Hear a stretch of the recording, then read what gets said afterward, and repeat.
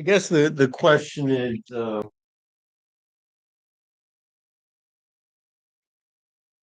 will we reach that point where the robots can do all the stuff that all the work that needs to be done for survival, freeing us up to kind of just guide things, ask questions, have a nice life,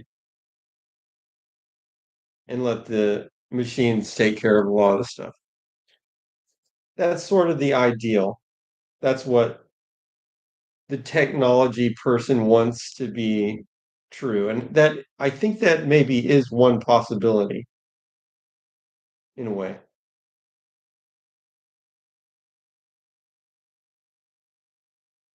But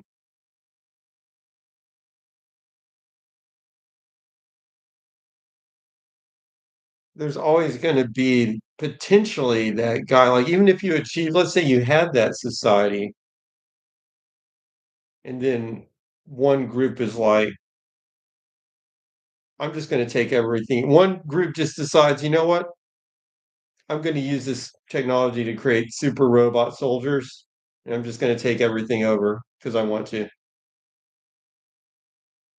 Well, the problem is if nobody stops that group, then they will take over with their super robot soldiers.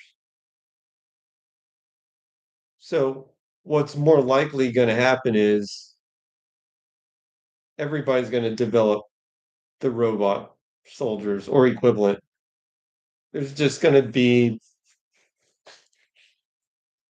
another phase of robotic warfare going on.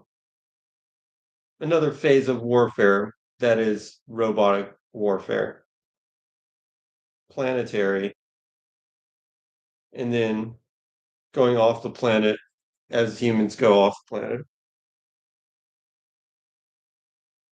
That'll force the technology to just keep advancing and advancing and advancing, smarter and smarter and smarter, more and more able to predict because the most advanced robot soldier, so to speak, which could be, I don't mean like it doesn't even have to look anything like a person. I mean, it could just be any kind of entity.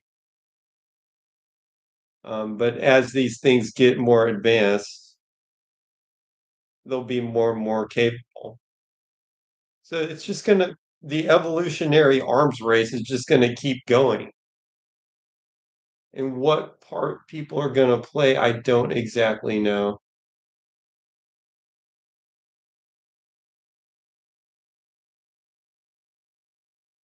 But it seems a little naive to say that it would just stop at the point where it's like we've got the bases covered and we're just like chilling and machines are doing everything we need and we're just kind of like on the Wally ship, just like chilling.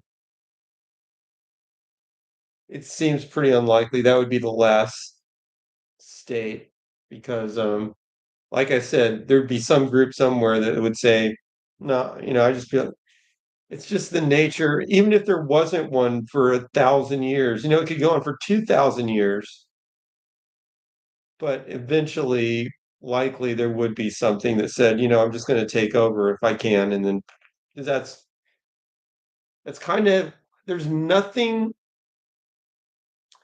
there's nothing intrinsically in the physics that says, hey, you have to have a lust for power. It's just that when you have organisms with the lust for power, those organisms potentially take over because they have the motivation to do so. So through the Darwinian evolution, if some pop up with that characteristic, they could and likely will take over the population if there's nothing else. And so there's nothing else with that characteristic. So you see within nearly all human populations some of that going on,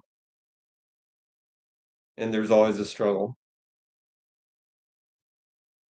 since they all want to control. There's always a struggle to figure out who really can. There's always like a development of technology to see who can push it further. And before technology, it was strictly like development of the genetics and maybe the learning that you need to do it. But now you've got genetics, learning, intelligence, computing, robotics, all of those things in an arms race. But if the AI and its fruits are shared as a global cooperation with treaties, So if AI and its fruits are shared as a global cooperation with treaties, then that could be avoided. Also, if the AI is aligned globally and not nationally, it would prevent war as a foundational direction. How are you going to do that though? Practically, I mean, let's just say, just for example, like there's the Quinn AI model that China has developed and released open source. Okay. I mean, that's nice. I mean, suppose that that was a common strategy where they just keep releasing more and more advanced AI models and letting them out open source. But again, what stops just one small group of people from taking those very advanced models that are out in the open and building the super soldier using that? It's like what you're saying makes sense, but it only makes sense if you apply it. Your control, the control that you're talking about, would have to be applied totally universally to every single person without any screw ups across the entire population and throughout all time into the future in order to stop the cat from getting out of the bag, basically. And that I think is pretty much impossible.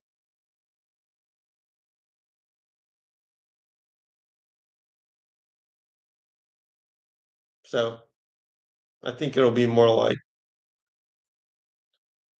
then I think that is the only way. Otherwise, everyone dies except the people with the I mean, what? Let's look at what has happened. Let's forget. I mean, let's just say AI is like another layer of whatever. DNA leads to, the evolution of DNA that builds organisms and then the technology on top of that. And AI is just another layer of technology, not necessarily on human, but it's just another layer, population level like layer of advancement. Okay, but let's look at what's happened so far because you said everyone dies except the people with the most advanced. Well, I think that's a little bit on the black and white side because there are, I mean, it's more black. So sometimes that happens. Most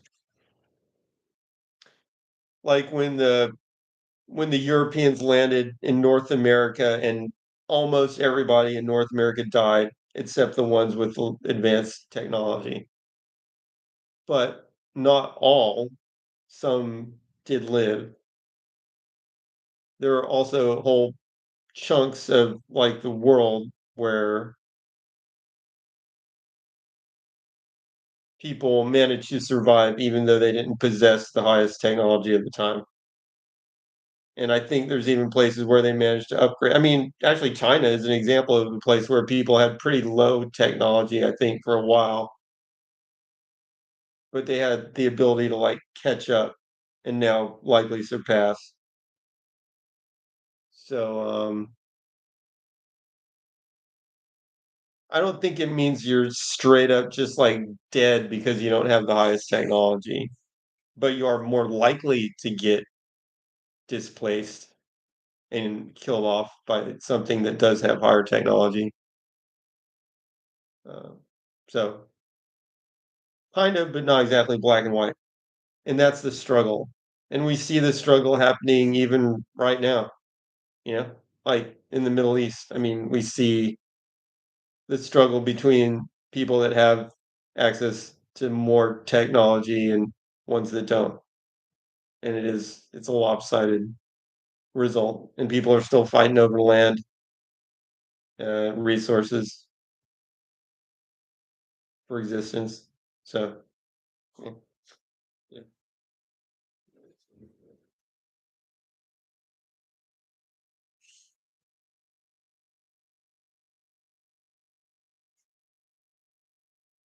Any other thoughts on that, Anon?